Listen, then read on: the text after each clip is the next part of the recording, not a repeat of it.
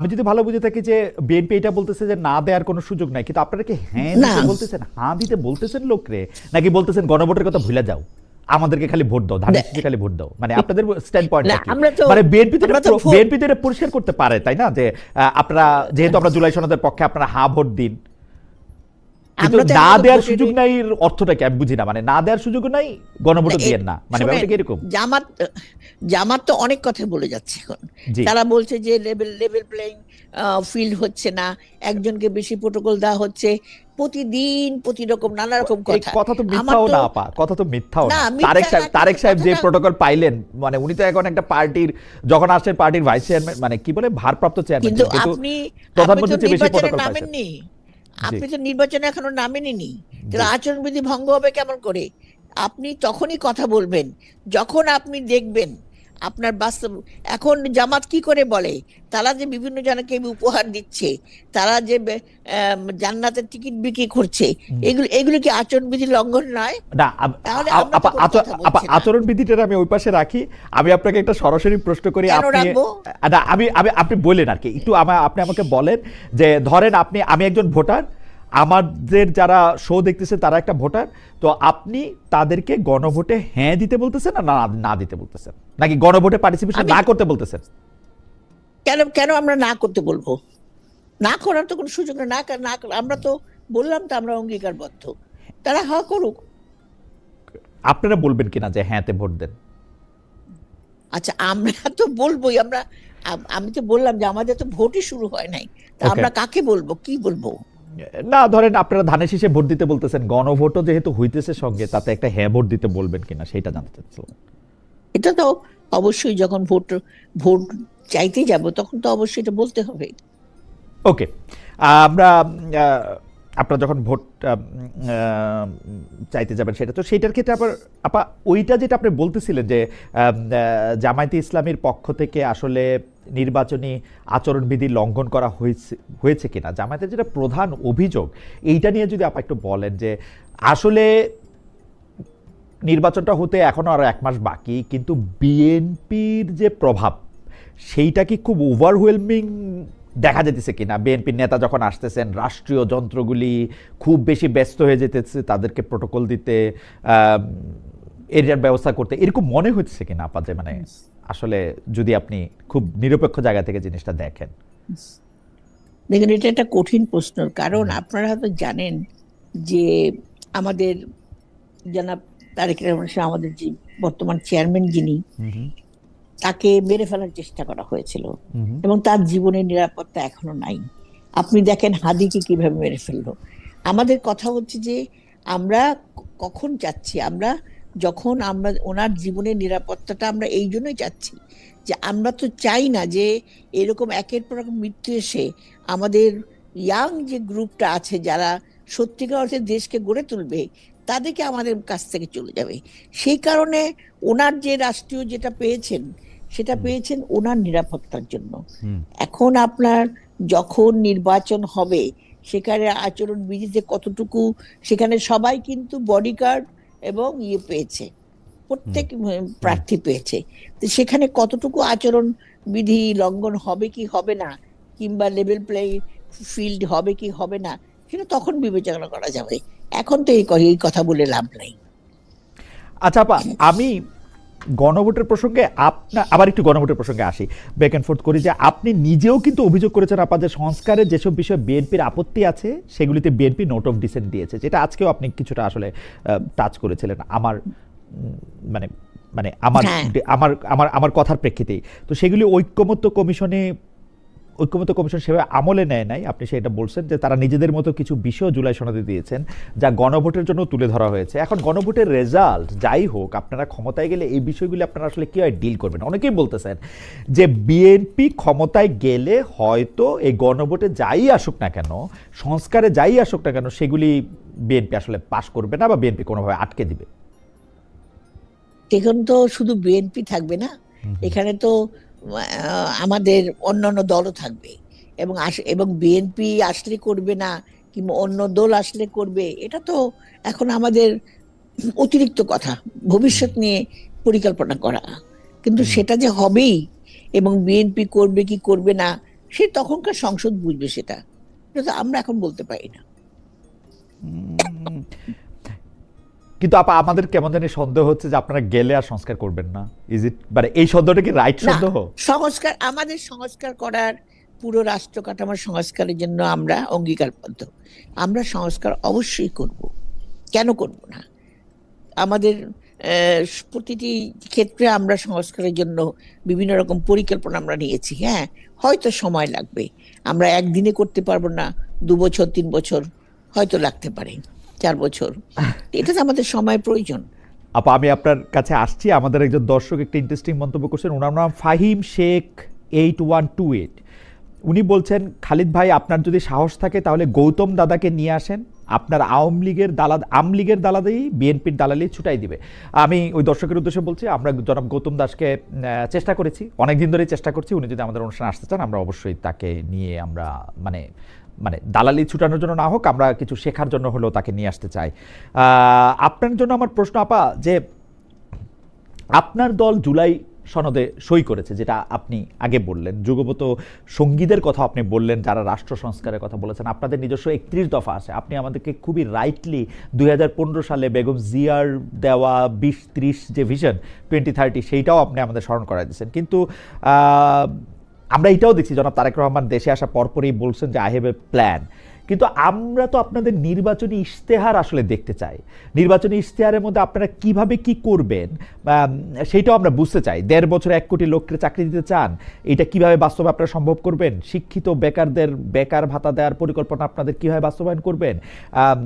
এই শিক্ষিতদের আপনারা কিভাবে চিহ্নিত করবেন? যারা ছাত্রদল থেকে আসে তারাই কি খালি শিক্ষিত হিসেবে গণ্য হবে কিনা? অশিক্ষিত বেকারদের নিয়ে বা আপনার পরিকল্পনা কি? আপনার স্বাস্থ্য, শিক্ষা, পরিবার পরিকল্পনা, সোশ্যাল সেফটি নেট, এগুলি নিয়ে আপনাদের পরিকল্পনা কি? অর্থাৎ আপনারা একটা মানে ইশতেহার আমাদেরকে দিবেন কিনা? মানে আমরা যখন পরিকল্পনা জানতে চাইবো, আপনি 31 দফা দেখাতে পারবেন, ভিশন 2030 দেখাতে পারবেন, আপনি জুলাই সনদের কথা বলতে পারবেন, কিন্তু আপনাদের নির্বাচনী ইশতেহারটা আসলে কোথায়? মানে এটা পাবো কিনা দেখুন, আমরা? নির্বাচন যখন আমরা করছি, নির্বাচনকে সামনে নিয়ে আসছি আমরা, নির্বাচনী ইশতেহার তো অবশ্যই থাকতে হবে। সেই ইশতেহার অবশ্যই আপনারা পাবেন, কেন পাবেন না? তবে আপনি যেটা বললেন যে আমাদের যে বিভিন্ন যেটা আমাদের মাননীয় চেয়ারম্যান বলেছেন যে আই হ্যাভ এ প্ল্যান, এটা সত্যি কথা, একটা অনেক বড় একটা টিম কাজ করছে। আপনি যে কথাগুলো বললেন, শুধুমাত্র এখানে ছাত্রদল বলে কথা নাই, আমার যে বেকার যুবকরা যারা কোনো কর্মসংস্থান পাচ্ছে না, কিংবা যারা বিদেশে যাওয়ার জন্য জমি জমা বিক্রি করে ফকির হচ্ছে, এবং মেয়েরা যে বাইরে গিয়ে নির্যাতিত হচ্ছে, তাদেরকে যে বিভিন্ন ল্যাঙ্গুয়েজ কোর্স করে সরকার থেকে তাদেরকে সাহায্য করা, বিদেশে যাতে জমি জমা বিক্রি করতে না হয়, তারপরে বিভিন্ন প্রযুক্তি, টেকনিক্যাল স্কুল, কলেজ, আরো অনেক কিছু আছে, এবং বিভিন্ন ভাষা শেখা, এগুলো অনেক পরিকল্পনা করছেন, সেগুলো আপনারা জানতে পারবেন। সেই কাজগুলো হচ্ছে এবং হবে। এবং এখানে অ্যাজ এ হোল বাংলাদেশের মানুষকে মানব সম্পদ হিসেবে গড়ে তোলার জন্য আজকে চিন্তা ভাবনা হচ্ছে। আপা মার্টিন লুথার কিংকে মনে রেখে বা কাছাকাছি থেকে তিনি মার্টিন লুথার কিং এর কথা তিনি বলেছেন যে তিনি যখন আই হ্যাভ এ ড্রিমের জায়গায় আই হ্যাভ এ প্ল্যান বলেন, তখন আমরা কিন্তু লুথার কিংকে আমরা দেখি যে তিনি সাদা ও কালোর মধ্যে যাতে কোনো বৈষম্য না থাকে, মানুষ যাতে মানুষ হিসেবে বিবেচিত হয়, সেটা ছিল তার প্রধান স্বপ্নের মধ্যে প্রধান অংশ। আমরা কি এইরকম একটা গণতন্ত্রের আশা করতে পারি যেখানে আসলে মানুষকে শুধু মানুষ বা নাগরিক হিসেবে বিবেচনা করা হবে, তার বর্ণ, গন্ধ, ধর্ম, ইতিহাস, ভূগোল ইত্যাদি দিয়ে বিবেচনা করা হবে না? এইটা কি আসলে পরিষ্কার করে আমরা বিএনপির কাছ থেকে পাই এই কথাটা, যে না, একটা মানুষ শুধু মানুষই থাকবে? দেখুন, আজকে যে বিএনপি স্বাধীন, বাংলাদেশ স্বাধীন হওয়ার পর থেকে আজকে 54 বছর কিন্তু আমরা লড়াই করছি, কিন্তু এই বৈষম্য বিরোধীকে নিয়ে। কিন্তু আমরা যেমন পাকিস্তান থেকে বাংলাদেশ হলাম বৈষম্য বিরোধী কারণে, তেমনি বাংলাদেশে আমাদের বিভিন্ন সময় যে সরকারগুলো এসছে, যেভাবে আমাদের কাজ হয়েছে, সেটা কিন্তু সম্পূর্ণ এই বৈষম্য বিরোধী, মানুষকে মানুষ হিসেবে তুলে দেখার জন্য কিন্তু আমাদের সত্যিকার অর্থে আমাদের পরিকল্পনা, এবং আমরা কাজ করছি। আপনি জানেন, এখানে শহীদ জিয়ার যে দর্শনটা, হিন্দু, মুসলমান, বৌদ্ধ, খ্রিস্টান যারাই বাংলাদেশে আছেন, যারাই ভূমণ্ডলে, আমরা সবাই মিলে একটা পরিবার, এবং এই পরিবারটা হলো আমরা সেই দর্শনে বিশ্বাস করি। কাজে এখানে কোনো জাত ধর্ম কোনো কিছু থাকবে না। এখানে আমরা তৃণমূল থেকে একটা শিশু যাতে তার বড় হয়ে উঠতে পারে। নানা রকম আমাদের দেশীয় জিনিস অনেক কিছু ধ্বংস হয়ে গেছে, সেই সব বিনোদনের মাধ্যমে বলেন, খেলাধুলার মধ্যে বলেন, সাংস্কৃতিক বিকাশের মধ্য দিয়ে বলেন, বিভিন্নভাবে তাকে সুশিক্ষা দিয়ে এবং তার যেটুকু যোগ্য জায়গা সেইখানে যদি পৌঁছে যেতে পারি, সেটাই হবে এই দেশ গড়ার পরিকল্পনা সকল মানুষের জন্য বৈষম্য বিরোধী আকাঙ্ক্ষা। এবং সেটার জন্যই বাংলাদেশ লড়াই করেছে এতদিন, এখনো লড়াই করছে। আহ, আপা, একজন দর্শক আপনার কাছে একটা প্রশ্ন করেছেন, ওনার নাম শাহিনুর ইসলাম NE8MT। উনি বলছেন যে বিএনপির মহাসচিব বলছেন গণভোটে হ্যার পক্ষে, বিএনপি মহাসচিব বলেছেন গণভোটে তারা হ্যার পক্ষে, মানে আজকের খবর এটা, কিন্তু মাঠ পর্যায়ে বিএনপি নেতারা না প্রচারণা করছেন। বিএনপি কি দ্বৈত নীতি গ্রহণ করেছে কিনা? আপা, এটা যদি আপনি একটু রেসপন্ড করেন। না, এটা কিন্তু শুনেন, এটা আমি জানি না। আপনি যেটা বললেন যে না, কিন্তু আমরা তো ধরেন ভোটের প্রচারণা শুরু করিনি এখনো। আমরা তো দোয়া মাহফিল ছাড়া কিন্তু এখন অন্য কিছু না, ভিতরে ভিতরে হয়তো কেউ কিছু হয়তো কাজ করছে, কিন্তু এইভাবে যে কথাটা উনি বললেন, এই কথাটা কিন্তু আমাদের কানে আসেনি। কাজে এটা আমি মনে হয় না এই কাজটা আমরা বলেছি কিংবা এটা করেছি। ওকে। আর যদি ফ্রিডম অফ প্রেসের কথায় আসি, অর্থাৎ সংবাদপত্রের স্বাধীনতা বা গণমাধ্যমের স্বাধীনতা প্রশ্নে আপনার কাছে এই 10 মাসের বিবেচনা যদি চাই বা বিচার যদি চাই, আপনি কেমন দেখছেন যে স্বাধীনভাবে মত প্রকাশ করা যাচ্ছে কিনা? মানে সংখ্যা গুরুর পাশাপাশি যারা সংখ্যায় কম তারাও তাদের মতামত দিতে পারছে কিনা? জি না, সেটা আমি আসতেছি।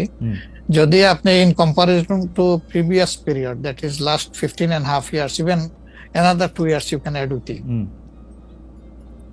সকল কেয়ারটেকার সরকারের 2 বছর, পরবর্তী 15.5 বছর। অনেক সময় প্রেস আমাদেরকে বলতো, আমরা যখন জিজ্ঞেস করতাম যে এই ধরনের একটা জলজ্জন্ত মিথ্যাচার কেমনে করলেন, ওই যে কিছু করার নাই, স্ক্রিপ্ট লেখা ছিল, আমাদেরকে এটা জাস্ট ব্রডকাস্ট করতে হয়েছে। তো এখন সেই পরিস্থিতি এরকম নাই বলে আমাদের কাছে মনে হয়। তারপরেও আমরা প্রেসের কাছ থেকে বিভিন্ন সময় শুনি তাদের কিছু কনসার্নের জায়গা এখনো বিদ্যমান। কেউ কেউ এখনো তাদের উপরে আনডিউ প্রেসার দিয়ে থাকেন, এটা করতে পারবেন, এটা করতে পারবেন না। এটা যদি থাকে, একটা মিনিমাম রেঞ্জেও থাকে, তাহলে তো আমরা কমপ্লিট ফ্রিডম অফ স্পিচ বলতে পারছি না, ফ্রিডম অফ এক্সপ্রেশন আমরা বলতে পারছি না। এটা কিছুটা যে এখনো প্রিভেল করছে, এটা আমরা অনুভব করি। তবে আমরা ফিল করি যে প্রেসকে তাদের মতোই রোল প্লে করতে দেওয়া উচিত। আর প্রেসের কাছেও আমাদের প্রত্যাশা, তারা যেন সাদাকে সাদাই বলেন, সাদাকে অন্তত ধূসর বানাবেন না, এবং কালোকেও তারা মানে সার্ফ এক্সেল দিয়ে সাদা বানাবেন না। 5 আগস্টের পর এই প্রশ্ন অবশ্য অনেকবার আপনার সামনে এসছে। তারপর আমি আপনাকে বলি, যেহেতু আপনার সাথে আমার দেখা হচ্ছে নতুন একটা ঘটনার পরে, এই প্রসঙ্গে নতুন একটা ঘটনার পরে, আপনি কিন্তু যে কোনো জায়গাতে এক ধরনের সমন্বয়ের প্রত্যাশী একজন মানুষ, ক্ষমা করার পক্ষে একজন মানুষ। আপনি সর্বশেষ যে আওয়ামী লীগের রাজনীতি নিষিদ্ধ করা হলো এবং দলকে আসলে তার সকল কার্যক্রম নিষিদ্ধ করা হলো, এইটা নিয়ে আমরা দেখেছি যে আপনার দলকে যারা সমর্থন করেন তারাও সেই নিষিদ্ধের দাবি করেছেন। কিন্তু আমি আপনার পার্সোনাল মতামত জানতে চাই যে আপনি এটা আসলে লাইক করেছেন কিনা, বা আপনি এটা পছন্দ করেছেন কিনা, বা আপনার যদি একক ক্ষমতা নেয়ার মানে সিদ্ধান্ত নেয়ার, আপনি আপনার একক সিদ্ধান্ত প্রয়োগ করতেন, তাহলে আপনি এটা করতেন কিনা? দেখেন, এখানে অনেকগুলা বিষয়। আমাকে ইদানিং ফরেন মিশনের যারা বাংলাদেশে আছেন, এনভয় বা আপনার রাষ্ট্রদূত যারা আছেন, তারাও জিজ্ঞেস করেন যে ন্যাশনাল রিকনসিলিয়েশনের একটা জায়গা থাকা উচিত কিনা। আমি বলি অবশ্যই উচিত। তবে বিষয়টা হলো যে আমাদের ওন্ড গুলা একদম তাজা, ট্রমা গুলা এখনো, মেন্টাল এবং ফিজিক্যাল ট্রমা এখনো বিদ্যমান। হাসপাতালের বেডে এখনো রয়ে গেছে ইনজিওর্ড পার্সন গুলো। শহীদ পরিবারের অনেকেই তাদের আপনজনের লাশও এখন পায় নাই, লাশের সন্ধান বা কবরের সন্ধানও পায়নি। সো এটা একদম তাজা একটা বিষয়। যেমন আমরা যদি সাউথ আফ্রিকার কথা ধরি, তাহলে ডিকেডস আফটার ডিকেডস এটাকে হিলিং করতে, রিকনসিলিয়েশনে আনতে সময় লেগেছে। অতএব মিনিমাম একটা সময় দিতে হবে। আওয়ামী লীগের ক্ষেত্রে কি হয়েছে, তাদেরকে নিষিদ্ধ করা হয়নি, তাদের কার্যক্রমের উপরে মানে নিষেধারোপ করা হয়েছে, তারা ফাংশন গুলা করতে পারবে। 15 বছর তো তারা সুযোগ পেয়েছিলেন। হুম, এই দেশে ফেয়ার ডেমোক্রেসি তারা চাইলে কিন্তু কালচার করতে পারতেন এবং ইতিহাসে স্মরণীয় হয়ে থাকতে পারতেন। হুম, কিন্তু আসলে আপনিও তো হুম, তাদের অনেক কর্মকাণ্ডের প্রতিবাদ করেছেন অত্যন্ত জোরালো ভাবে। হুম। আগের আপনার ঠিকানা থেকে, বর্তমান ঠিকানা থেকে, সব জায়গা থেকে আপনি যেখানে যখন ছিলেন আপনি করেছেন। হুম। কেন করলেন? এই জিনিসগুলো অ্যাকসেপ্টেবল ছিল না, এই জন্যই তো করেছে। তো তারা তো 15.5 বছর মানুষকে তাদের কোনো ডেমোক্রেটিক এবং পলিটিক্যাল রাইট দেয় নাই। জাস্টিস পাওয়ার রাইটটাও তারা স্ন্যাচ করে নিয়েছিল। হুম, এই ধরনের সবগুলা রাইটই তো কার্যত তারা কেড়ে নিয়েছিল। হুম, আপনি যদি প্রেসের কথা বলেন, এখন তো এটলিস্ট যখন তখন যাকে তাকে প্রধান উপদেষ্টাকে একটা কথা বলেছে ঢুকাই দাও, মামলা একটা দিয়ে তাকে সাথে সাথে ঢুকাই দাও, এই কাজ তো এখন হচ্ছে না। একটু আয়নাগরের ঘটনা তো এখন একটু হইতেছে মাননীয় আমির। না, একজন ইউটিউবার এটা- আছেন সাব্বির, তাকে জেলে দিয়ে দেওয়া হয়েছে, প্রধান উপদেষ্টাকে কি জানি না বলছে। না না, আমি বলতেছি সেটা, আমি বলছি যখন তখন হচ্ছে না, ঘন ঘন হচ্ছে না, হুম, দুই একটা কেস হইতেই পারে, এটা এক্সেপশন। হুম। কিন্তু আগে তো এটা ছিল প্র্যাকটিস এন্ড র্যান্ডম, এটা কিন্তু এখন হচ্ছে না। এইখানে এইটার বিষয়ে আপনার একটু মন্তব্য জানতে চাই, কিন্তু এই প্রশ্নটা আমরা দর্শকদের করেছিলাম আপনি আসার আগে, যে হ্যাঁ ভোটের পক্ষে বা হ্যাঁ ভোটের পক্ষে প্রচারণা চালিয়ে যে অন্তর্বর্তী সরকার জানিয়েছেন প্রধান উপদেষ্টা প্রেস সচিব জনাব মোহাম্মদ শফিকুল আলম, প্রিয় দর্শক, গণভোটে সরকারের একটি পক্ষ নেওয়ার বিষয়টি সমর্থন করেন কিনা? শতকরা 70% দর্শক এটিকে সমর্থন করছেন, শতকরা 30% দর্শক এটিকে সমর্থন করছেন না। 50,000 ভোটার এখানে ভোট দিয়েছেন। আপনি এটা নিয়ে কি একটু মন্তব্য করবেন, যে সরকারের যে একটা পক্ষ নেওয়া গণভোটের একটা, এটাতে আপনি মনে করেন কিনা যে এটা ঠিক আছে? দেখুন, পুরা জুলাই সনদটার যে পরের পর পরিবর্তিত যে রূপটা, সবটাই কিন্তু সরকারের মাধ্যমে হয়েছে। কারণ ঐক্যমত কমিশন যে ঘটনাটা ঘটিয়েছে, যে বিভিন্ন রাজনৈতিক দলের যে সমস্ত নোট অফ ডিসেন্ট ছিল সেগুলোকে বাইপাস করে তারা তাদের ইচ্ছা মতন কাজে, আজকে সরকার সরকার তার ইচ্ছা মতো কাজ করছে, এটা আমি বলবো। এখানে বেশি কথা আমি বলতে চাই না।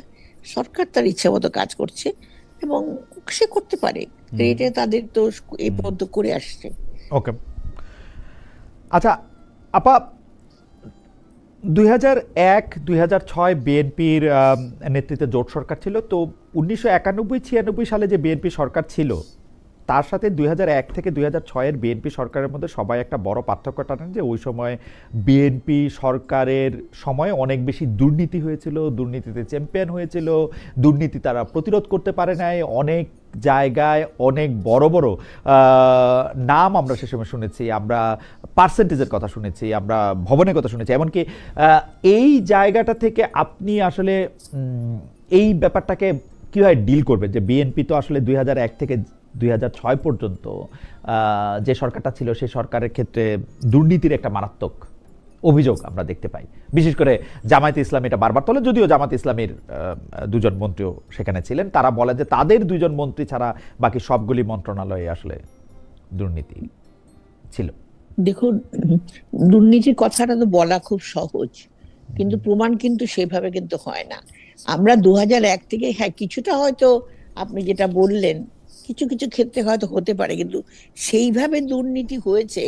এবং জামাত ইসলাম যেটা বলছে, যেমন এখনো দেখেন, আমরা এই যে 5ই আগস্টের পরে যে ঘটনাগুলো ঘটলো বাংলাদেশে, সেখানে অনেক জায়গায় জামাতের ছেলেপেলেরা লুটপাট করেছে, দুর্নীতি করেছে, কিন্তু নাম পড়েছে বিএনপির। কাজে এটা আমি মনে করি না, কিছু কিছু ক্ষেত্রে হয়তো কিছু কিছু জায়গায় কিছুটা সততা থাকতে পারে, কিন্তু সেইভাবে দুর্নীতি হয় নাই।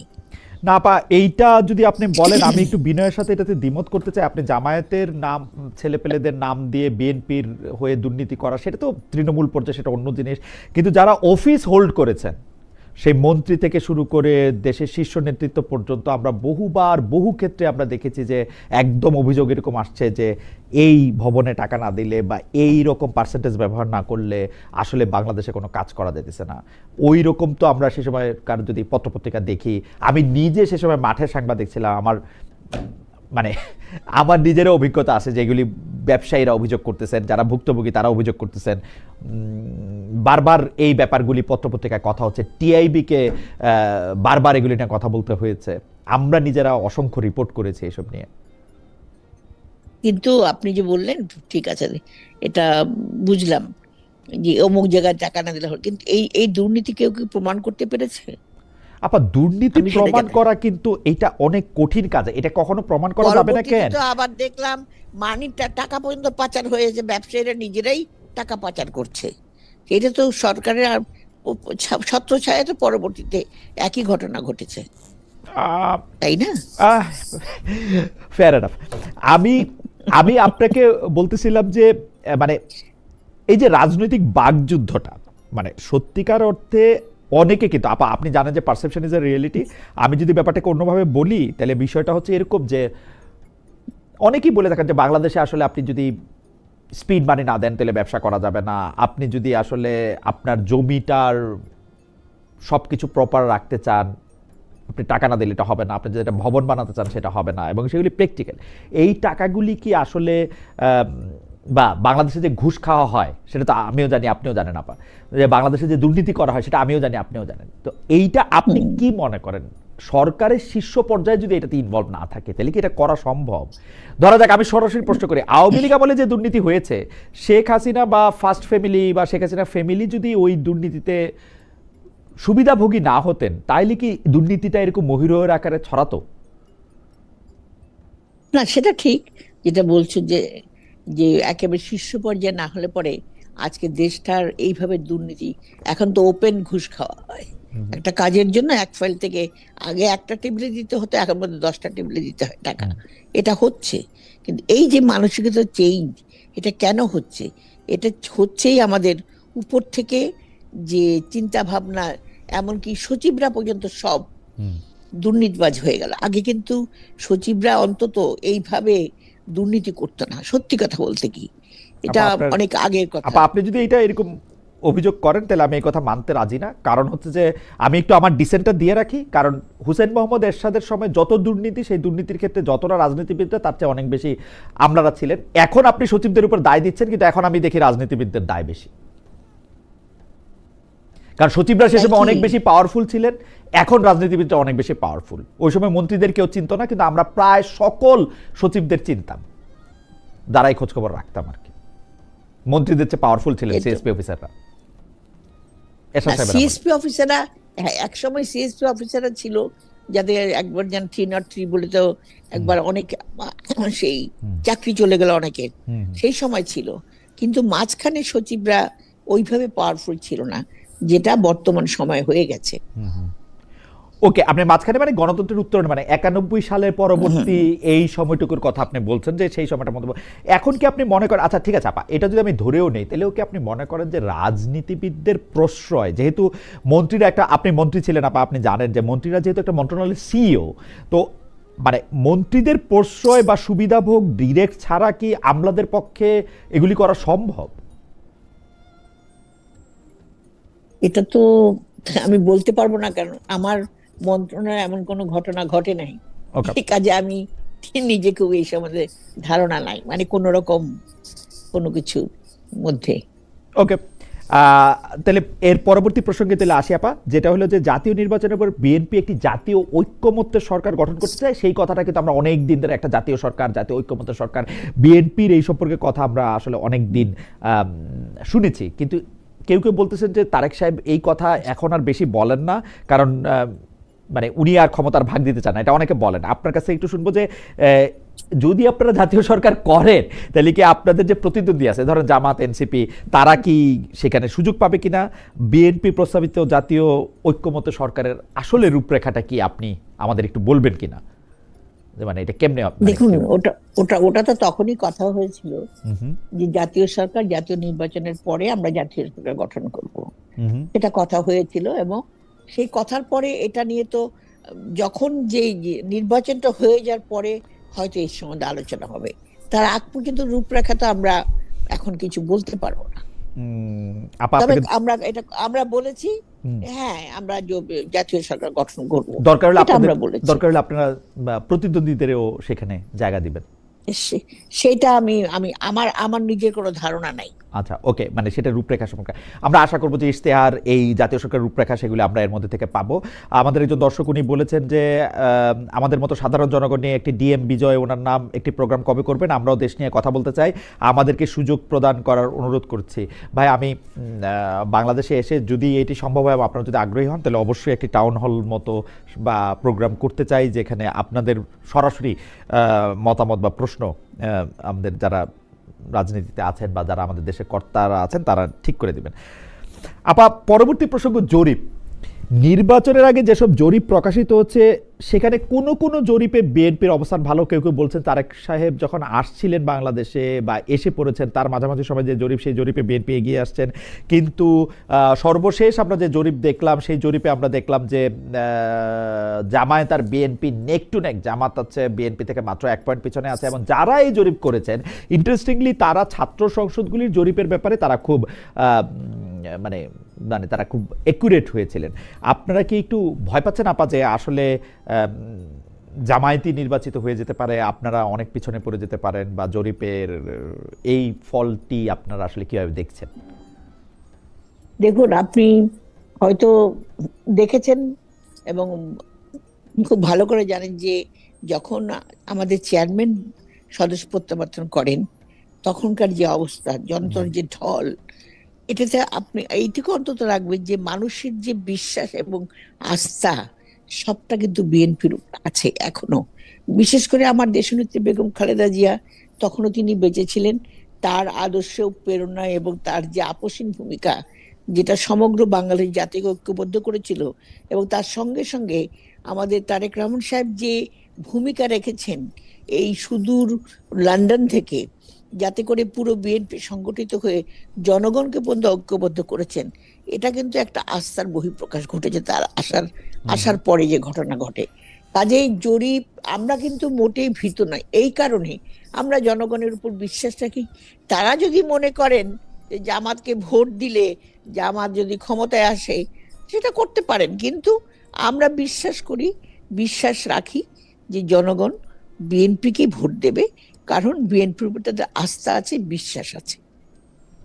ওকে আপা, এইটি হচ্ছে যে গত 1-1.5 বছর আপনি নিশ্চয়ই জানেন যে বিএনপি আর অঙ্গ সংগঠনের অভ্যন্তরীণ দ্বন্দ্বে 100-র বেশি মানুষ মারা গেছেন, আহত হয়েছেন শত শত। এগুলির দায় কিন্তু আমরা সেইভাবে সরকারকে দিতে পারি না, বা অন্য কোনো দলের উপরে দেওয়া মুশকিল। আপনি জানেন যে গতকাল চুয়াডাঙ্গার মানে জীবননগর জায়গাটার নাম, সেইখানে সেনাবাহিনীর অভিযানে বিএনপি নেতা শামসুজ্জামান ডাবলু, তাকে আটক করার পরে তার মৃত্যু হয়েছে। এর আগে গত বছর ঢাকায় ছাত্রদল নেতা শাহরিয়ার আলম সাম্যকে আমরা মারা যেতে দেখেছি, সন্ত্রাসীরা তাকে হত্যা করেছেন। সম্প্রতি ঢাকায় স্বেচ্ছাসেবক দলের সাবেক নেতা আজিজুর রহমান মুসাব্বিরকে গুলি করে হত্যার ঘটনা ঘটেছে। আপনাদের শীর্ষ নেতারা এগুলিকে বিচ্ছিন্ন ঘটনা বলছেন। এইসব হত্যাকাণ্ডের বিচারের দাবিতে আমরা বিএনপিকে সেভাবে সোচ্চার দেখছি না। এর কারণ কি বলে আপনি আসলে মনে করেন? দেখুন, এখন তো আমাদের এমন একটা মুহূর্ত যাচ্ছে, মানে বিএনপির উপর একদিকে নির্বাচন, আরেকদিকে হলো আমাদের কিছুটা অঙ্গ সংগঠনকে যে বিচ্ছিন্ন, এই যে যাদেরকে হত্যা করা হচ্ছে কিংবা গুলি করে মেরে ফেলছে, যে কোনো কারণেই হোক না কেন, সেটা নিজেদের মধ্যে দ্বন্দ্বের কারণে হোক কিংবা অন্য কোনো কারণে হোক, কিন্তু আমরা ঠিক ওইভাবে বিচারের দাবি তুলছি, কিন্তু সেই দাবিটা আমাদের পর মুহূর্তে কিন্তু অন্য ঘটনা এসে সেই দাবিটা সরে যাচ্ছে। তার কারণ আমরা তখন ব্যস্ত আমাদের সামনের নির্বাচনটাকে মাথার মধ্যে, যেটাকে নিয়ে তার যে বিভিন্ন কাজ আমাদের আছে, আমরা ভয়ানকভাবে এইসব কাজ নিয়ে ব্যস্ত বলেই শুধুমাত্র যেসব অঙ্গ সংগঠনের ছেলেরা মারা যাচ্ছে, সেই অঙ্গ সংগঠন বিক্ষোভ করছে, সমাবেশ করছে, মহাসচিব বক্তব্য দিচ্ছে, এবং সেখানে পুলিশ একটা দিয়ে দেয়, অমুক অমুক অমুক হয়েছে এবং অমুক ধরা পড়েছে, এই সমস্ত কথাবার্তা যেগুলো চলছে। আপনি দেখেন হাদির মৃত্যুটা দেখেন না কেন, হাদিকে যেভাবে মেরে ফেলা হয়েছে, এবং হাদি তার যে যারা মেরেছে তারা দিব্যি পালিয়ে চলে গেল, আমার আইন শৃঙ্খলা কিচ্ছু করতে পারে নাই। তো এই যে ঘটনাগুলো ঘটছে, এই জন্য তো সরকারও অনেকখানি দেয়। সরকার তো আইন শৃঙ্খলাটা সেভাবে ম্যানেজ করতে পারছে না। না, একটা তো হচ্ছে আইন শৃঙ্খলা বাহিনী ম্যানেজ করতে পারবে না। কিন্তু আপা, আপনি সরকার চালিয়েছেন, আপনারা সরকার চালিয়েছেন, আপনারা তো ভালো করে জানবেন যে বাংলাদেশে যে কোনো সভ্য দেশে মাথা পিছু যতজন করে পুলিশ বা আইনশৃঙ্খলা বাহিনীর সদস্য থাকা দরকার, আমাদের দেশে তার চেয়ে অনেক বেশি কম। যদি আমরা একটি স্ট্যান্ডার্ড ইউরোপ বা আমেরিকা বা এশিয়ার যেগুলো উন্নত দেশ আছে, জাপান, এমনকি চীনের সাথেও তুলনা করি, তো সেটা অনেক কম। সেটা তো কিন্তু নিজেরা যদি ধরেন বিএনপির দুই গ্রুপের মধ্যে যদি অন্তর্কোন্দল হয়, সেইটার দায় কি আমরা আইনশৃঙ্খলা বাহিনীকে দিব? দল কি এইটার দায় নিবে না আসলে? না, নিজেরা যদি সত্যি সত্যি অর্থে যদি অন্তর্কণ্ঠ হয়, সেটার দায় তো দলও নিতে পারে না। এখানে সেইখানেই হলো দল নিবে কোন সময়। দলের তো একটা সুষ্ঠু সময় লাগবে, যখন চিন্তা ভাবনা করে সেই দল থেকে তাদেরকে ডেকে নিয়ে তাদেরকে হয়তো একটা কিছু সমঝোতা করা অথবা বের করে দেওয়া। কিন্তু সেই সময়টা তো আমরা এখন পাচ্ছি না, যে কারণে এই সমস্ত, আমি জানি না কি কারণে কে মারা যাচ্ছে কিংবা কাকে কি কারণে মেরে ফেলছে, সেটা তো সম্পূর্ণ অন্য ব্যাপার। তো সেইখানে আমরা বিচারের দাবি তুলে ছাড়া তার কিছু করার নাই আমাদের হাতে। আমরা তার কিছু, এবং এরকম ঘটনা কিন্তু নির্বাচনের আগে আরো অনেক কিছু ঘটতে পারে, ওকে, এটা কিন্তু আমরা সন্দিহান। Right, right. আপা, মানে একজন দর্শক উনি এই প্রশ্নটি করেছেন, আপনি যদি এটা একটু বলেন যে মোহাম্মদ সাজ্জাদ হোসেন D1C, উনি বলছেন যে আমার একটি প্রশ্ন, বিএনপি থেকে অগণতান্ত্রিক দল বাংলাদেশে আরও একটা কি আছে? কারণ বিএনপির কেন্দ্রীয় কমিটি বা স্থায়ী কমিটি দলীয় প্রধান নির্বাচনের মাধ্যমে হয় না, অটোমেটিক হয়ে যায়। মানে আপনি কি এটা নিয়ে কিছু বলবেন যে আপনার দলে আসলে কোনো গণতন্ত্র নাই? না, কিন্তু আমাদের এটা কিন্তু ঠিক না। আমাদের গঠনতান্ত্রিক ধারা অনুযায়ী অটোমেটিক হয় না, এবং সেখানে পরবর্তীতে ধারা অনুযায়ী উনি পেয়ে যান, ওনার পদটা পেয়ে যাচ্ছেন। কিন্তু সেখানে পরবর্তীতে বিএনপির যে যখন কাউন্সিল হয়, প্রিয় দর্শক, আসসালামু আলাইকুম। আপনারা এই ভিডিওটি শেষ পর্যন্ত দেখলেন, সেজন্য আপনাকে অনেক ধন্যবাদ।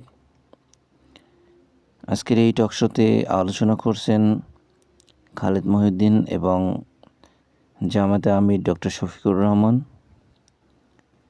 এবং বিএনপির স্থায়ী কমিটির একজন সদস্য। প্রিয় দর্শক, আজকের আলোচনাটি ছিল অত্যন্ত মূল্যবান একটি আলোচনা। যেই আলোচনার ভিতরে ছিল বর্তমান রাজনৈতিক প্রেক্ষাপট নিয়ে মূল্যবান কথা এবং দেশ ও সমাজ রাজনীতি সব কিছু নিয়েই ধর্মীয় রাজনীতি বাংলাদেশে করতে পারবে কি পারবে না সেই বিষয়ে আলোচনা করছেন, সমালোচনা করছেন। প্রিয় দর্শক, আপনাদের মতামত জানতে চাই যে আসলে বাংলাদেশে ধর্মীয় রাজনীতি কতটা দরকার কিংবা দরকার নেই। বাংলাদেশের মানুষ আসলে কোনটি চায় সেটি অবশ্যই কমেন্ট বক্সে জানাবেন। আপনি যদি কমেন্ট বক্সে জানান, তাহলে আপনার ওই কমেন্টে আরেকজন এসে পড়বে, সেও কিন্তু রাজনৈতিক জ্ঞান অর্জন করতে পারবে আপনার ওই কমেন্ট থেকে, এবং সে উপকৃত হবে। এবং আপনার থেকেও স্মার্ট যদি কেউ আসে এবং সে যদি এসে দেখে যে আপনার চিন্তাভাবনার ভিতরে কোনো প্রকার ভুল আছে, তাহলে সেই ভুলটি ধরিয়ে দিবে এবং আপনি কিন্তু শুধরে নিতে পারবেন। প্রিয় দর্শক, বর্তমান রাজনৈতিক প্রেক্ষাপট আসলে কি সেটি আপনি আমি সবাই কম বেশি জানি, এবং অসৎ উদ্দেশ্য নিয়ে যেই সকল মানুষ রাজনীতির প্ল্যাটফর্মে আসছেন তাদেরকে সাপোর্ট করা বাদ দিয়ে দিতে হবে, তাদের পিছন থেকে হাত সরিয়ে নিতে হবে। এতে করে তারা দুর্বল হয়ে পড়বে এবং চাঁদাবাজি, দখলবাজি, টেন্ডারবাজি এসব বন্ধ হয়ে যাবে। আশা করি বুঝতে পারছেন। এবং ভালো মানুষদেরকে রাজনৈতিকভাবে হেল্প করবেন, তাদেরকে সাহায্য সহযোগিতা করবেন, তাদের পিছনে সাপোর্ট দিবেন এবং তাদেরকে ভোট দিয়ে জয়যুক্ত করে দিবেন। এতে দেশ ও জাতির উন্নয়ন হবে। আশা করি আপনারা বুঝতে পারছেন। যাই হোক, অনেক জ্ঞান দিছি, আজকের মতো এখানে শেষ করলাম। আর দেখা নতুন কোনো ভিডিওতে। সেই পর্যন্ত ভালো থাকবেন, সুস্থ থাকবেন।